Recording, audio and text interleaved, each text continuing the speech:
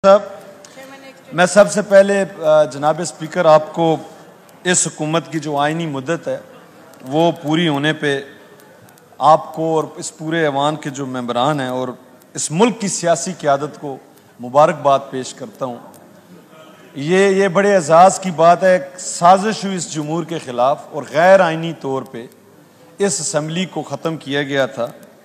चाहिए तो ये था कि जब गैर आइनी तौर पे आर की कुर्सी पे बैठने वाले स्पीकर ने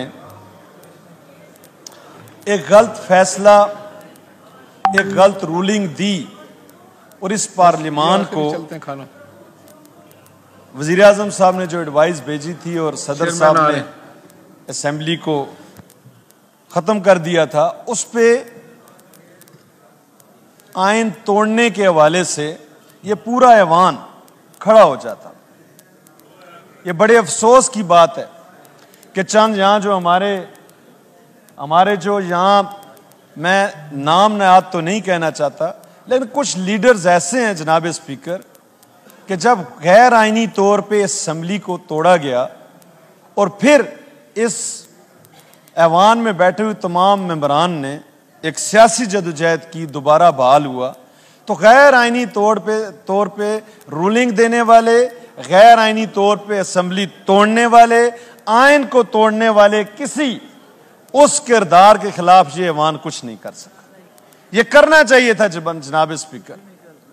और दूसरी बात, मैं तो उन लोगों को खराज तहसीन पेश करूंगा जिन्होंने इस पाकिस्तान को तबाही से बचाया।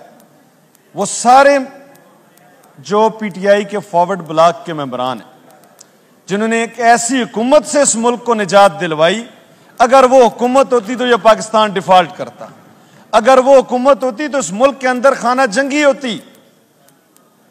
इस जमहूरी निज़ाम को एक शख्स जिसने अपनी अना की खातिर असेंबलियों से इस्तीफे दिए, सूबाई असम्बलियां तोड़वाई, यह उसका सियासी किरदार था। जब तक इक़्तिदार में था वो, तो यह निज़ाम दुरुस्त था। और जब इक़्तिदार से उसको आइनी तौर पे जनाब स्पीकर हटाया गया, तो फिर उसने इस निज़ाम को तबाह करने की कोशिश की। जब तक मुल्क की सियासी क़यादत जनाब स्पीकर इस जमहूरी निज़ाम के लिए अपनी अना को एक तरफ रख के और कौमी मफाद को सामने रख के फैसले नहीं करेगी, ये कौम की उम्मीदें बहाल नहीं हो सकती। मैं बड़े अफसोस से कहता हूं कि हर वो मेंबर जो इस ऐवान का हिस्सा है, जब वो खड़ा होकर ये कहता है कि इस ऐवान ने आइन साजी जो है वो अवाम के मफाद के लिए नहीं की, तो क्या वो इस ऐवान की इज्जत कर रहा है कि बेतौकीरी कर रहा है? वो किस लिए अवाम ने आपको यहां भेजा था? जनाब स्पीकर, जब बिल पास होते हैं, जब आइन साजी होती है, जब स्टैंडिंग कमेटीज में ये बिल आते हैं, तो इन मेंबर्स की पूरी जिम्मेदारी होती है और सबकी इनपुट होती है। और क्या अपने इदारों की इज्जत और तौकीर का तहफ़्फ़ुज़ करना ये हमारी जिम्मेदारी नहीं है? ये तमाम ऐवान के मेंबरान की जिम्मेदारी है। तो मैं जनाब स्पीकर आपकी वसासत से सबको मुबारकबाद पेश करता हूँ कि आइनी मुद्दत पूरी हुई, यहाँ आइन साजी हुई। इस कुर्सी पे बैठ के पाकिस्तान के आइन को तोड़ा गया।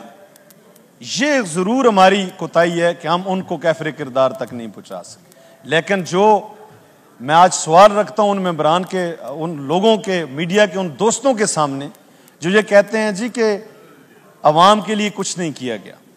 ये इस ऐवान ने अपनी पाकिस्तान की सियासी तारीख में पहली दफ़ा जो इत्तेहादी हुकूमत में लोग शामिल हैं, जो जमातें शामिल हैं, जिन्होंने, मैं पहले मिसाल दी कि अपनी सियासी मुस्तकबिल कुर्बान कर दिया उस सियासी जमात को छोड़ के, ये एक बड़ी कुर्बानी है। ये एक जनाब स्पीकर बड़ी कुर्बानी है कि पाकिस्तान को नाउमीदी से निकाला गया। एक उम्मीद की किरण थी। इस सैलाब की तबाहकारियां आप देखें, यहां 74 अरब रुपया बेनजीर इनकम सपोर्ट्स प्रोग्राम के जरिए ट्रांसपेरेंट तरीके से पाकिस्तान के उन बदहाल सैलाब से तबाहकार खानदानों को दिया गया। क्या ये इस ऐवान का कारनामा नहीं है? क्या इस हुकूमत का यह कारनामा नहीं है कि बिल्कुल डिफॉल्ट के दाने पे खड़ी ये कौम, उसको इस ऐवान ने बचाया? ये क्या इस ऐवान का एजाज नहीं है? और जनाब थैंक यू। भाई साहब वाइंड अप कीजिए। कोई मैडम कह रही है तो जनाब स्पीकर मैं मुबारकबाद के बाद दो आपसे गुजारिशात करना चाहता हूं। हमें जो एक कौम में नाउमीदी थी, अल्हम्दुलिल्लाह आज उम्मीद पैदा हुई है कि इस ऐवान के अंदर, इस हुकूमत के अंदर जो सियासी कूते हैं, जब तक सियासी क़यादत अपने पेट काट के, अपने मफादात को एक तरफ रख के इस कौम के मफादात को तरजीह नहीं देगी, कौम सियासी क़यादत पे उम्मीद नहीं बांध सकती। जनाब स्पीकर, अब ये रवायत कायम होगी इस मुल्क के अंदर। Thank you. और जो चाहते हैं इस निज़ाम को तबाह करने के लिए, मैं दो बातें और करूंगा जनाब स्पीकर। यहाँ एक और बड़ा अलमिया है, अदालती निज़ाम। यहाँ अपनी मर्जी से आइन को ना तोड़ा और ना जोड़ा जा सकता। अपनी मर्जी से एक सूबाई असम्बली को और आप उस पर फैसला देते हैं और दूसरी कौमी असम्बली के लिए और फैसला देते हैं। ये कब तक निज़ाम इस तरह चलेगा? मैं आज ख्वाजा आसिफ साहब ने बात की, जिस पे दूसरी दफा उन्होंने ऐवान में खड़े होकर बात की। अरबों रुपए के स्टेज हैं जनाब स्पीकर, अरबों रुपए के, खरबों रुपए के स्टे दिए जा रहे हैं अदालतों में, कोई पूछने वाला नहीं है। ये पार्लियामान, हम जो सियासी क़यादत हैं, इलेक्ट होके आते हैं, क्यों नहीं हम अपना किरदार अदा करते? मैं छोटी सी मिसाल आपके सामने रखता हूं जनाब स्पीकर। हमारे सूबे के अंदर जो पेस्को इलेक्ट्रिक कंपनी है, उसको वज़ीर आज़म ने जनवरी में 2 हिस्सों में बाइफरकेट करने का एग्जीक्यूटिव ऑर्डर किया। बाइफरकेशन, क्रिएशन और बोर्ड की अप्रूवल कैबिनेट ने दी जनाब स्पीकर। अदालत ने जनवरी से लेके आज तक उसको स्टे पे रखा हुआ है। क्या ये तौकीर है इस ऐवान की? क्या ये आईनी इख्तियार है? और जनाब स्पीकर, हम सुप्रीम कोर्ट में गए हैं, ये ऐवान के सुनने की बात है। सुप्रीम कोर्ट ने कहा कि ये मुकदमा चल रहा है हाई कोर्ट पेशावर में। इस मुकदमे को अगले महीने की 18 या 12 तारीख को फैसला ना किया गया तो 18 को हम फैसला सुनाएंगे। 9 महीने से जनाब स्पीकर, 9 महीने से वजीर आजम ने वो हक दिया है उन लोगों को जिन लोग, आज भी मैं 1 महीने की आपके सामने रखता हूं कि पेस्को की जो मंथली इनकम है वो 30 अरब रुपए है, उसमें से 18 अरब रुपया सिर्फ 7.5 लाख कंज्यूमर रिकवरी देता है, जहां लास्ट 10% से कम है। जहां पे चोरी पूरे पाकिस्तान के अंदर जो 3 कंपनियां, उनमें सबसे कम चोरी है, थेफ्ट बड़ा कम है। सुन मेरी बात मुकम्मल हुई। तो जनाब एक जज साहब ने यह फरमाया आज से 1.5 महीना पहले कि 14 दिन की हुकूमत है, आप कंपनियां बना रहे हैं।